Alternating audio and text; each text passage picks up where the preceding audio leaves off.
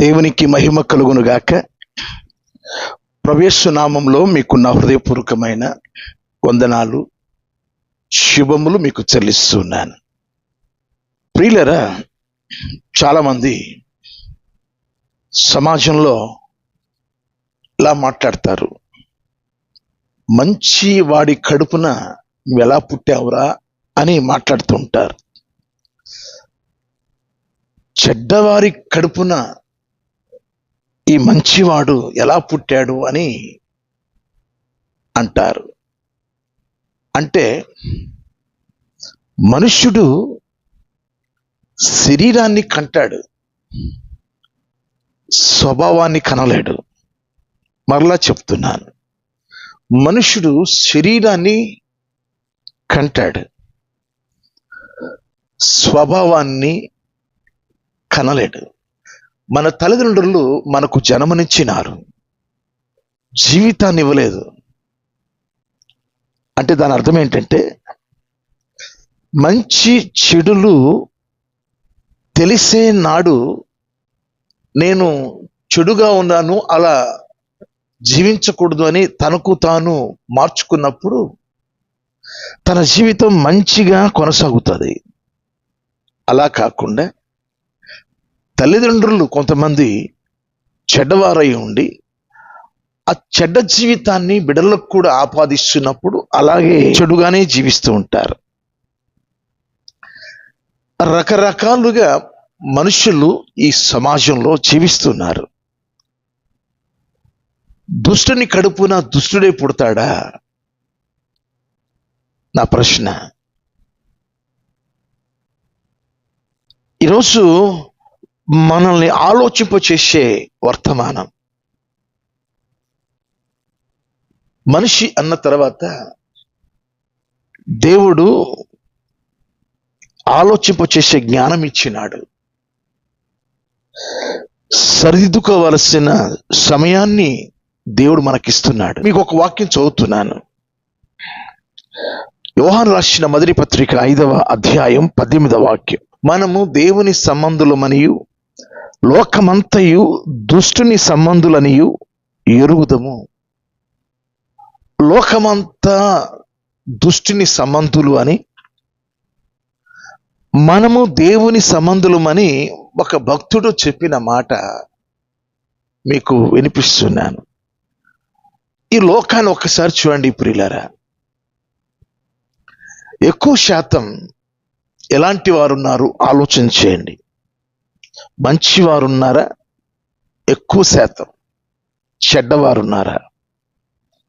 ఎక్కువ శాతం చెడ్డవారున్నారు.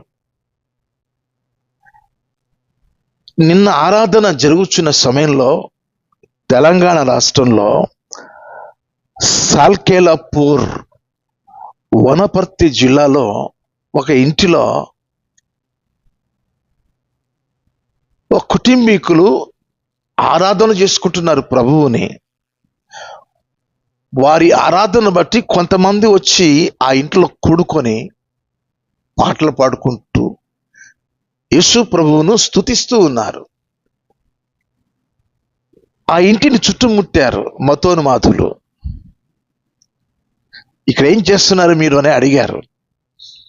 మేము ఎవరికి ఇబ్బందికరంగా మేము లేము, మేము ప్రభువును ఆరాధిస్తున్నాము అని చెప్పినప్పుడు వారిలో ఓ పెద్ద మనిషి అన్నాడు, నువ్వు ప్రభువు పుట్టావా, మీ నాన్నకు పుట్టావా? నువ్వు హిందువుకు పుట్టి నువ్వు ప్రభువుని ఎందుకు ఆరాధిస్తున్నావు అని వారి బాధ, వారి కడుపు మంట. చూడండి, అక్కడ అతన్ని తిట్టడం, కొట్టడం, ఆయన ఏమన్నా ఆ సమాజానికి ఏం కీడు చేశాడు, ఏం తప్పు చేశాడు? ప్రభుత్వాలు కదలాలండి. ప్రభుత్వాల్లో ఒక నూతన ఉత్తేజం రావాలి. నేను ఎవరికి హానికరంగా లేనే, నేను మేలే చేస్తున్నానని అతను బతిమలాడుతున్నాడు. నేను మంచి చేస్తున్నాను అన్నా కూడా నీవు హిందువుకు పుట్టావు, నువ్వు ప్రభువుకు పుట్టావా? మీ నాన్నకు పుట్టావు, మీ నాన్న హిందూ, నువ్వు ఎందుకు ప్రభువును ఆరాధిస్తున్నావు అని వారు కొట్టడం కూడా జరిగింది. ఒకసారి ఆ వీడియో చూడండి. ఇక్కడ ప్రార్థన పెట్టుకున్నాం. మేము ఎవరిని బలవంత పెట్టలేదు, ఎవరిని డిస్టర్బెన్స్ చేయలేదు.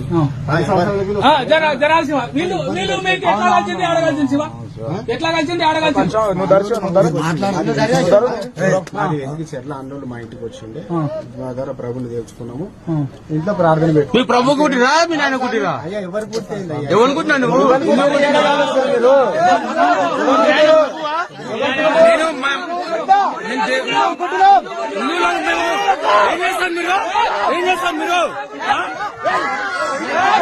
హిందువులో పుట్టినంటావు, ఎట్లా అంటారు మీరు? ఎట్లా అంటారు మీరు? ఎట్లా అంటావు? జై శ్రీరామ్.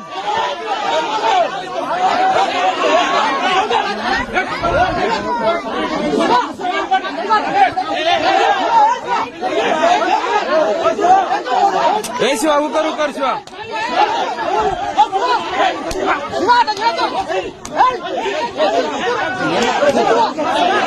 ఊకరు శివ, ఊకరు శివ, ఇంకా ఊకరు.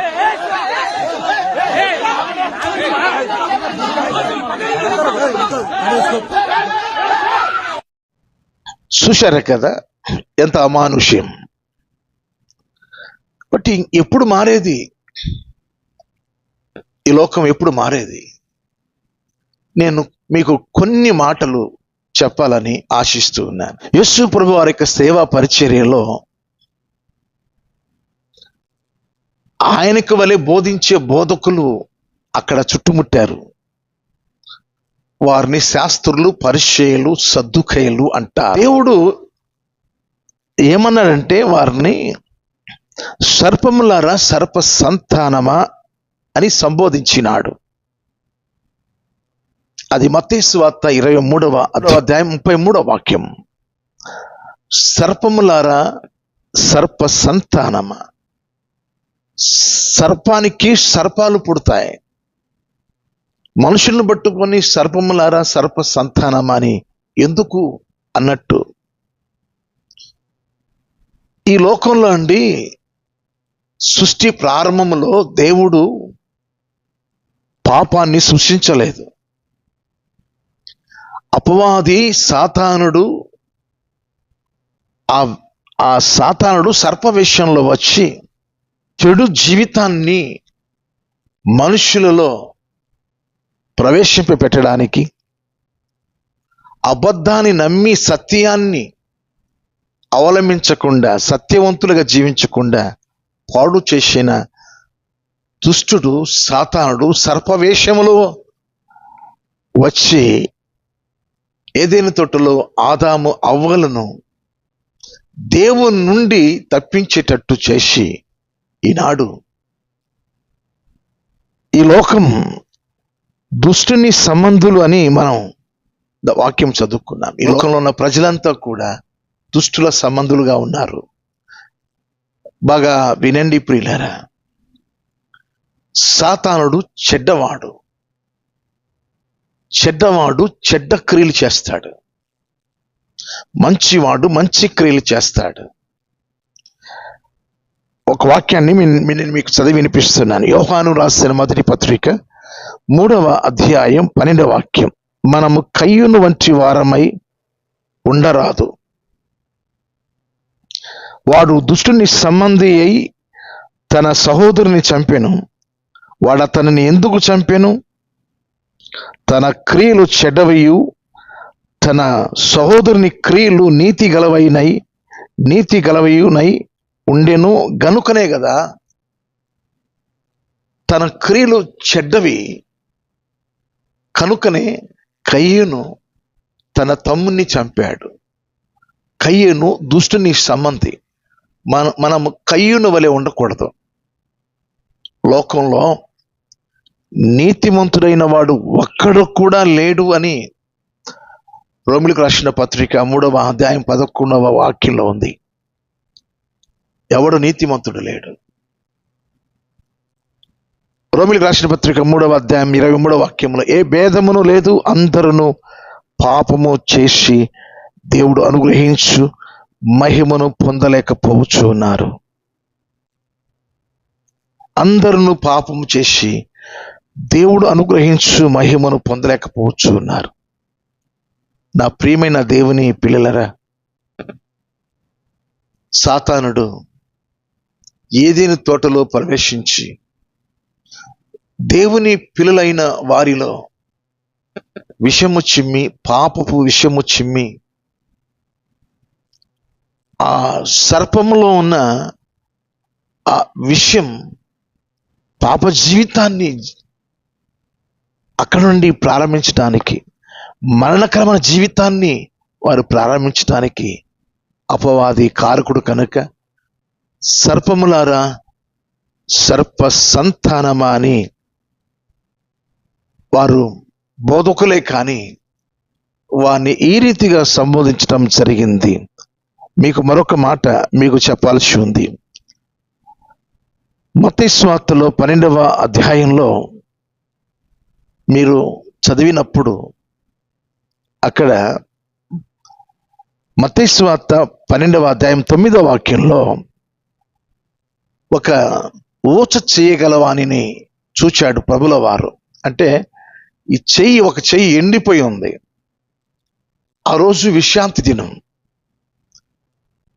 కానీ ఎండిపోయి చెయ్యి ఇలా ఊగులాడుతుంటే వెంటనే 13వ వాక్యంలో ఆ మనుషునితో నీ చెయ్యి చాపమనెను. వాడు చెయ్యి చాపగా రెండవ దాని వలె అది బాగుపడాను. కనుక ఈ రెండవ దాని వల్ల ఈ చెయ్యి కూడా బాగైపోయింది.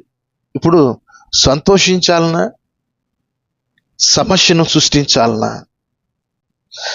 సంతోషించడానికి బదులు వీరు సమస్యను సృష్టిస్తున్నారు. విశ్రాంతి దినమందు నీవు స్వస్థత చేయకూడదు, ఆరాధన చేయాలి. గమనించాలి, ఒక ప్రాణాన్ని రక్షించడం ముఖ్యం. కానీ వారు ఏం చెబుతున్నారు? వారు అలా నువ్వు చేయకూడదు అంటే మంచి పనికి వారు అడ్డొస్తున్నారు. సమాజంలో మంచి పనికి అడ్డొచ్చేవారంతా కూడా దుష్టుల సంబంధులు. అందుకోసమే ఒక మాట చెప్పాడు మత్తయి సువార్త 12వ అధ్యాయం 34వ వాక్యంలో, సర్ప సంతానమా, మీరు చెడ్డవారై ఉండి ఎలాగూ మంచి మాటలు పలుకుగలరు? హృదయమందు నిండి ఉండు దానిని బట్టి నోరు మాట్లాడును కదా. చూశారా? ఒక మంచి కార్యాన్ని చేసి సంతోషించడానికి బదులు సమస్యను సృష్టిస్తున్నారు. అందుకోసమే సర్ప సంతానమా అని సంబోధించి, మీరు చెడ్డవారు, మీరు ఈ శాస్త్రులు, ఈ పరిచయులు, ప్రభువును ప్రశ్నించిన వారంతా కూడా చెడ్డ హృదయంతో ఆయనను ప్రశ్నించారు. వారి హృదయ స్థితి బాగులేదు. మీరు చెడ్డవారై ఉండి మంచి మాటలు ఎలాగూ మీరు పలకగలుగుతారు అన్నాడు ప్రభుల వారు. మత్తయి సువార్త 12వ అధ్యాయంలో 14వ వాక్యంలో ఈ అద్భుత కార్యాన్ని బట్టి, ఆయన మాట్లాడిన మాటను బట్టి వారు ఏమని ఆలోచన చేస్తున్నారో చూడండి. అంతటా పరిసయ్యులు వెలుపలికి పోయి ఆయనను ఎలాగూ సంహరింతుమా అని ఆయనకు విరోధంగా ఆలోచన చేసిరి. చూశారా? ఆయన్ని ఎలా చంపాలి అని ఆలోచన చేస్తున్నారు. సర్పములారా, సర్ప సంతానమా అని ఎందుకు చెప్పాడంటే, అపవాది సర్పములో ఉండి ఏదైనా తోటలో దేవుని ప్రజలైన వారిని పాడు చేయడం చేత ఈనాటికి అనేక మంది బ్రాందీ తాగకూడదు, మద్యం సేవించకూడదు అని బోర్డులు పెట్టిన, బోధించిన తాగుతూనే ఉన్నారు. తప్పు చేయకూడదు, సమాజంలో గౌరవంగా బతకండి అని చెప్పిన తప్పు చేస్తూనే ఉన్నారు.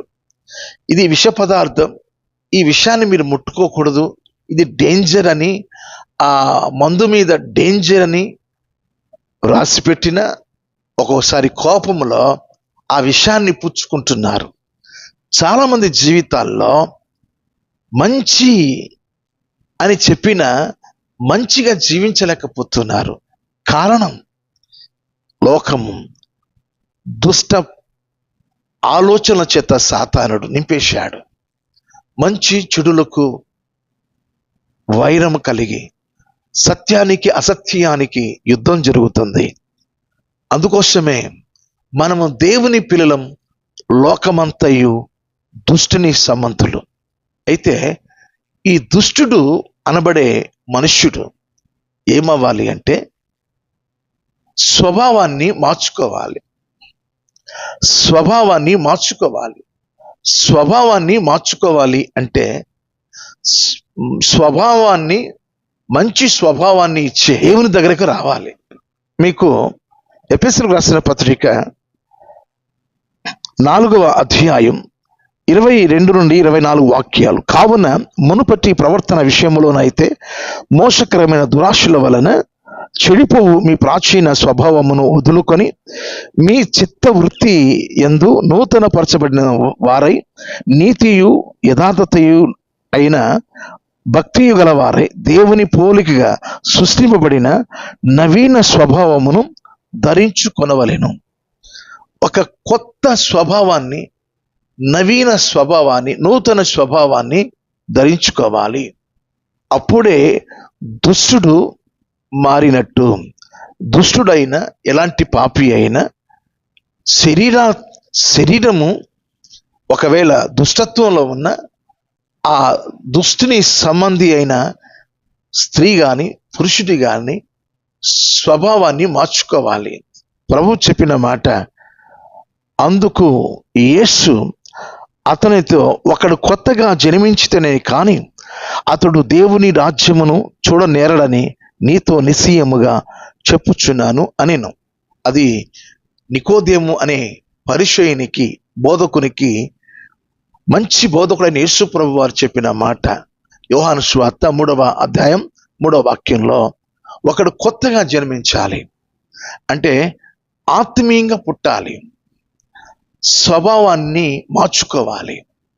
కాబట్టి ఈ లోకంలో యేసు ప్రభువారు మన జీవితాన్ని మార్చడానికి మంచివాడు. అందుకోసమే క్రైస్తవులు ఎవరికి హాని చేయలేరు. వారి జీవితం ఇతరులకు మేలు చేయడానికి ప్రయత్నం చేస్తూ ఉంటారు. ప్రియ దేవుని పిల్లలరా, మీకు ఒక చక్కని మాట నేను చదివి వినిపిస్తాను. అదేమిటి అంటే యోహాను సువార్త 1వ అధ్యాయం 12వ వాక్యాన్ని నేను చదువుతూ ఉన్నాను. ఆసక్తి కలిగి వినవలసిందిగా మీకు మనవి చేస్తూ ఉన్నాను.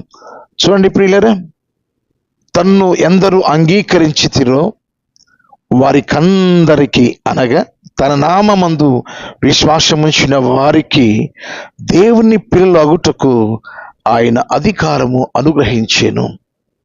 అది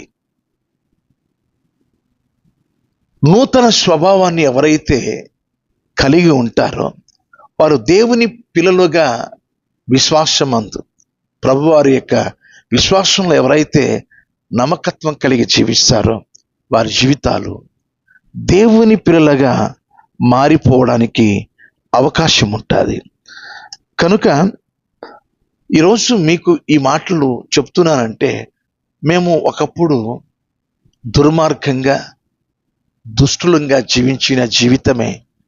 మా నాన్న శరీరంతో ఒక మగ పిల్లవాడిని కన్నట్టు నన్ను కూడా కన్నాడు. కానీ ఒక పరిస్థితికి నేను వచ్చినప్పుడు, ఒక స్థితికి నేను వచ్చినప్పుడు నేను ఆలోచన చేశాను, నేను చేసే పని మంచిది కాదు అని నేను తెలుసుకున్న తర్వాత మంచి పని చేయడానికి ప్రభు వారి యొక్క మాటలు నేను విని ఆ మాటలను బట్టి నా బ్రతుకును నేను మార్చుకున్నాను, నా స్థితిని నేను మార్చుకున్నాను. నాలో ఒక నూతన స్వభావం బయలుదేరినది. మీకు ఒక వాక్యం చూపిస్తాను. రోమీయులకు రాసిన పత్రిక 8వ అధ్యాయం 8-9 వాక్యాలు నేను చదువుతున్నాను. కాగా శరీర స్వభావం గలవారు దేవుని సంతోష పరచనేరరు. దేవుని ఆత్మ మీ యందు నివసించి ఉన్న ఎడల మీరు ఆత్మ స్వభావము గలవారే గాని శరీర స్వభావము గలవారు కారు. ఎవడైనను క్రీస్తు ఆత్మ లేని వాడైతే వాడాయన వాడు కాడు. ఎవరైతే క్రీస్తు ఆత్మ కలిగి ఉంటారో వారి నూతన జీవితాన్ని ప్రారంభిస్తారు. వారిలో ఒక నూతన స్వభావం ఉద్భవింపబడుతుంది. ఆ నూతన స్వభావమే మారు మనస్సు. ఆ నూతన స్వభావమే దేవుని ఆత్మ. దేవుని ఆత్మ దేవుణ్ణి సంతోషపరుస్తుంది. శరీర సంబంధులు దేవుణ్ణి సంతోషపరచ నేరరు. కనుక మనం స్నానం చేసినట్టుగా, నీళ్లతో స్నానం చేసినట్టుగా దేవుని వాక్యం అనే ఉదక స్నానము చేత మనం పవిత్రపరచబడినప్పుడు, కడగబడినప్పుడు ఆ ఆత్మ మనలోకి ప్రవేశించబడి మన జీవితం అంతా కూడా నూతనంగా మార్చబడుతుంది. గలతీయులకు రాసిన పత్రిక 1వ అధ్యాయం 4వ వాక్యంలో, మన తండ్రి అయిన దేవుని చిత్త ప్రకారం క్రీస్తు మనలను ప్రస్తుతపు దుష్టకాలములో నుండి విమోచింపవలనని మన పాపముల నిమిత్తము తన్ను తాను అప్పగించుకొనెను. ఈ దుష్టుని కాలంలో మనం ఉంటున్నాం. ప్రస్తుతం ఈ దుష్టుని కాలంలో మనం తప్పించుకోవడానికి, విమోచించబడడానికి యేసుప్రభువు ఈ లోకానికి వచ్చి ఆయన శిలువ మరణ పునరుద్ధానము ద్వారా ఆయన మనల్ని విమోచించినాడు. కనుక దుష్టుడిగా జీవిస్తే తన జీవితం అంతా దుష్టత్వంలోనే ఉండిపోతుంది. దుష్టుడు ఎప్పుడైతే మారుతాడో, తండ్రి ఒకవేళ దుష్టుడైనా కుమారుడిగా దుష్టుడు ఎప్పుడైతే మారుతాడో ఆ వ్యక్తి జీవితం ధన్యకరంగా మారుతుంది. ఇస్కరియోతు యూదాను గురించి ఈ మాట చెప్తాడు. ఇస్కరియోతు యూదా పుట్టకపోయి ఉంటే బాగుండు అన్నాడు. కారణం ఏంటంటే దేవుని బిడ్డగా జీవిస్తూ తిరిగి చీకటి సంబంధిగా మారిపోయాడు. మనము దేవుని ఆత్మ కలిగిన వారంగా ఉండి ఆ ఆత్మీయ జీవితాన్ని కాపాడుకోవాలి. దేవుడిచ్చిన ఆ నూతన స్వభావాన్ని మరణకాలం వరకు మనం కాపాడుకోవాలి. అతడు అపవాదికి అవకాశం ఇచ్చాడు. లూకాసు వార్త 22వ అధ్యాయం 3వ వాక్యంలో అతనిలో సాతాను ప్రవేశించడం చేత అతడు తన జీవితాన్ని నాశనం చేసుకున్నాడు. కనుక ఈరోజు మన ఆత్మీయ జీవితంలో యేసయ్య ఆత్మ కలిగిన వారంగా ఉండాలి. హెచ్కేల్ గ్రంథంలో 36వ అధ్యాయం 26వ వాక్యంలో, నేను మీకు నూతన స్వభావమును మీకు నేను కలుగు చేస్తాను అన్నాడు. దేవుని దగ్గరకు వస్తే ఒక నూతన స్వభావం దేవుడే మనకిస్తాడు. నూతన స్వభావాన్ని మనం కలిగిన తర్వాత జీవితకాలం అంతా కూడా మనము అట్టి పరిశుద్ధత కలిగి మనం దేవుని కొరకు మనం జీవించాలి. మంచిది ప్రియులారా, నేను ముగిస్తున్నాను. ముగింపులో ఓ చక్కని వాక్యాన్ని మీకు చదివి వినిపిస్తాను. చూడండి, హెచ్కేల్ గ్రంథం 18వ అధ్యాయం 20 నుండి కొన్ని మాటలు చదువుతున్నాను. పాపము చేయవాడే మరణమునందును తండ్రి యొక్క దోష శిక్షను కుమారుడు మోయట లేదని, కుమారుని దోష శిక్షను తండ్రి మోయడు. నీతి పరుని నీతి ఆ నీతి పరునికే చెందును, దుష్టుని దుష్టత్వము ఆ దుష్టునికే చెందును. ఈరోజు ప్రియ దేవుని పిల్లరా, ఎవరు దుష్టత్వంలో ఉంటే ఆ దుష్టత్వంలోనే అతడు ప్రతిఫలం పొందుతాడు. కానీ తండ్రి దుష్టుడు అయినంత మాత్రాన కుమారుడు దుష్టుడుగా జీవించవలసిన పని లేదు. అతడు దేవుని నీతిని కలిగి జీవించినప్పుడు ఆ నీతి మత్వము గతంలో ఉన్న ఆ దుష్ట జీవితం కొట్టివేయబడుతుంది. కనుక మనం మంచి వారంగా జీవిద్దాం, సమాజానికి మేలుకరంగా జీవిద్దాం. హెచ్కేల్ గ్రంథంలో మరొక వాక్యం 18వ అధ్యాయం 23వ వాక్యం, దుష్టులు మరణము నొందుట చేత నాకేమాత్రమైన సంతోషము కలుగున వారు తమ ప్రవర్తనను దిద్దుకొనుటే నాకు సంతోషం. ఇదే ప్రభువగు యెహోవా వాక్కు. కాబట్టి ఈరోజు మరి మనం ఒకవేళ మన యొక్క పితరులు దుష్టులు అయితే మనం కూడా దుష్టత్వంలో ఉండవలసిన అవసరం లేదు. మన ప్రవర్తనను సరిదిద్దుకొని క్రీస్తు ఆత్మ కలిగి క్రీస్తు స్వభావం కలిగి మనము మంచి వారంగా జీవిద్దాం. వెలుగువంతమైన జీవితాన్ని జీవిద్దాం. దేవునికి ముద్దు బిడ్డలుగా జీవిద్దాం. దేవునికి ప్రియులుగా జీవిద్దాం. సమాజానికి, దేవుని సంఘానికి, ఈ ప్రపంచానికి ఒక దేవుని స్వభావం కలిగి మంచి కార్యాలు చేద్దాం. అచ్చి కృప దేవుడు మనకు అనుగ్రహించి ఆశీర్వదించును గాక. Amen. May God bless you. మీ అందరికీ వందనాలు. Thank you.